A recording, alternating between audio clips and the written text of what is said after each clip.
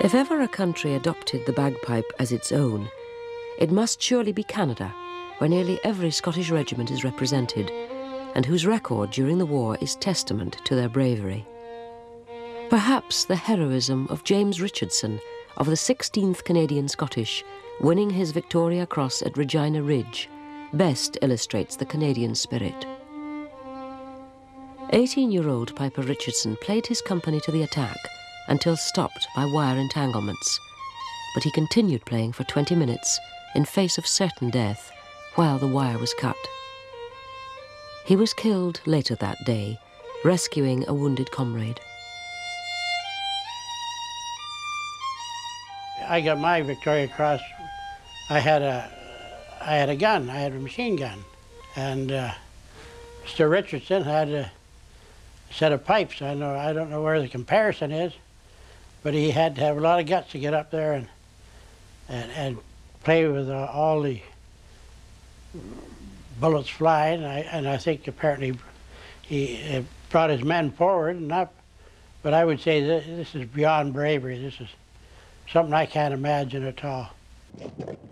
Before an attack, pipers and soldiers waited in the assembly trenches, each man tense, silent with his own thoughts.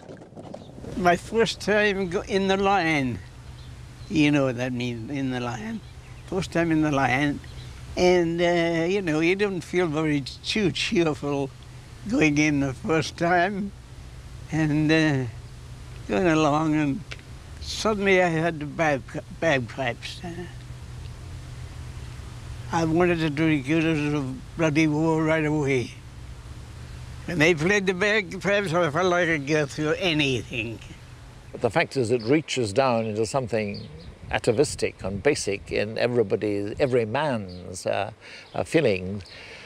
It affects not only Scotsmen or Highlanders, who you naturally would expect to be affected by it, but Yorkshiremen, Cockneys, people soldiers from the west of England, they feel the same way. It lifts everybody out of themselves and makes them want to do well. It makes men feel brave. The heroism of pipers during the war became legendary. One deed in particular saved the entire British line from collapse, earning the piper a Victoria Cross. The incident which has impressed me most is that of Piper Daniel Laidlaw at the Battle of Loos in September 1915. Everything that could go wrong had gone wrong. The British had used gas for the first time, and the gas was blowing back over their own trenches. The guns had failed to cut the enemy wire. The German machine gunners had come up, and they had opened fire on our trenches. Daniel Laidlaw jumped out of the trench, up into the parapet.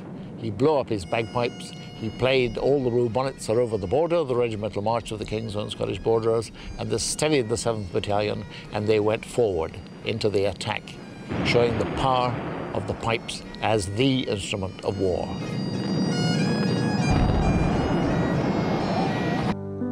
At the Battle of the Somme, in July 1916, the casualties were enormous. 60,000 fell on the first day alone, making it the blackest day in British military history.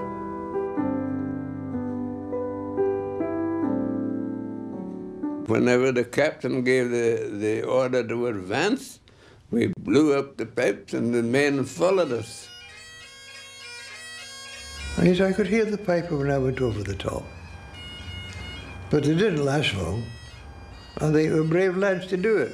They had no gun, they just went all over the pipes, because they were told to do it. I had hundreds of tunes, and I'd played whatever had happened to come into my head, that's what I'd play. Did you hear the light feet marching down the birch-clad glen? Did you see the piper's streamers floating far behind the men? Did you hear the brave tunes ringing as they swung the drones on high? Did you watch the rhythm of the kilt? Did you hear the war march die? An officer recalled, "I shall never forget those pipes." During the charge, a Gordon piper continued playing after he was down. "O piper lads, what magic woven spell emerged and breathed within your reeds is not for mortal voice to tell. The wizard winds through reed and drone. The soul draws on to follow after, to splendid heights of hero fame, or spellbound, led to grim disaster. We lost a lot of them. Lost a lot. Oh, yes. Yeah. Oh, yes. Did you hear the brave tunes ringing as they swung the drones on high? Did you watch the rhythm of the kilt? Did you hear the war march die?